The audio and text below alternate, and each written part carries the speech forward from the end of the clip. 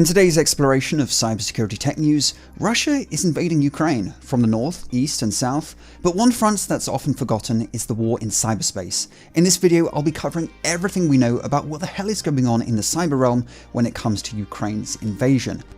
Firstly, Anonymous has declared cyber war on Russia.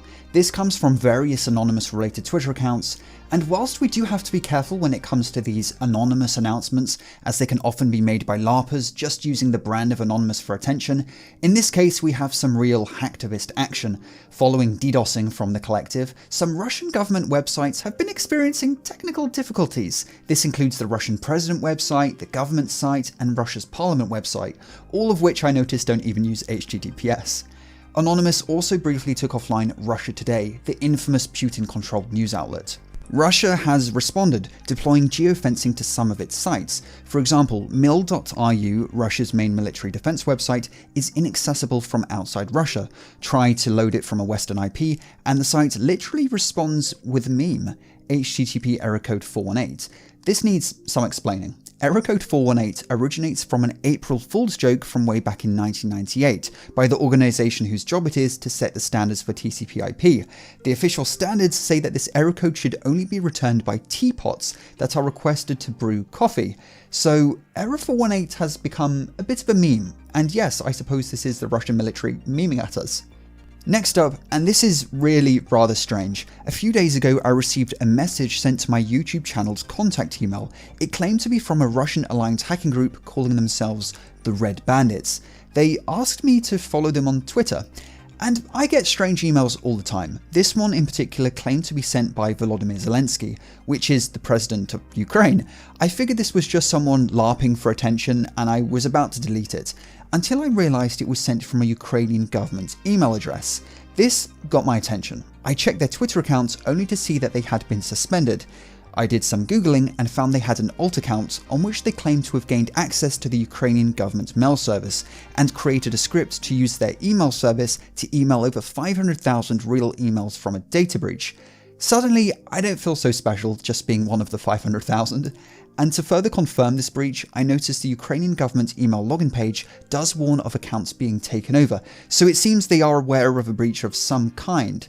The Red Bandits describe themselves as a cybercrime group. However, they seem, at least, to have taken a temporary break from their cybercriminal day jobs and have aligned themselves with Russia against Ukraine, as their latest operations suggest. And by the way, I can't verify any of their claims, but they say they've hijacked Ukrainian police dashcams and even gained access to confidential Ukrainian government meetings. Again, I can't verify any of this, and if there are any developments or updates on this thread, I will pin a comment down below. Some cyber attacks which have been confirmed though are a whole wave of operations that took place the very day before the invasion of Ukraine even started. Now these attacks took multiple forms, the first being wiper malware. Wiper malware can be compared to ransomware, but instead of encrypting data to cause havoc like ransomware does, wiper malware simply deletes data, making it impossible to recover.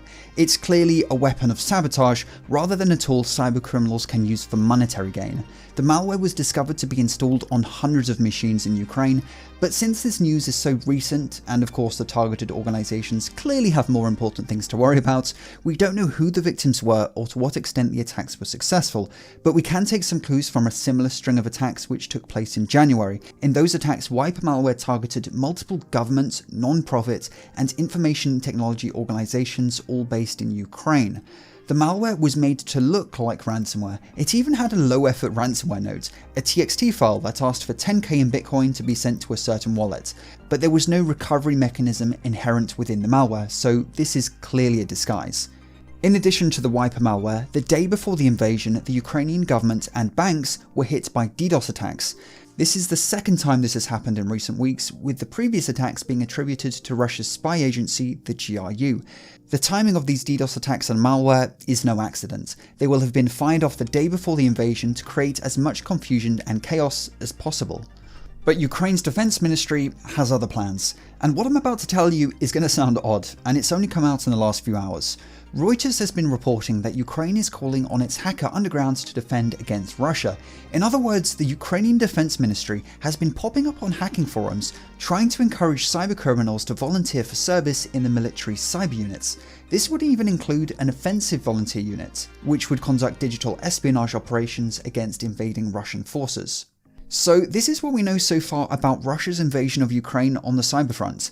Now, I put this video together a lot faster than I usually do, so I realise I've been quite light on detail, but I really wanted to get this out ASAP and cover as many topics as possible. Remember, it's a fast-moving situation, so if there's something I've missed out on, which inevitably there will have been, or if any of my information is incorrect, please let me know in the comments. Also, if you want to read further into any topic I've discussed in today's video, all my sources are, as always, linked in the video description.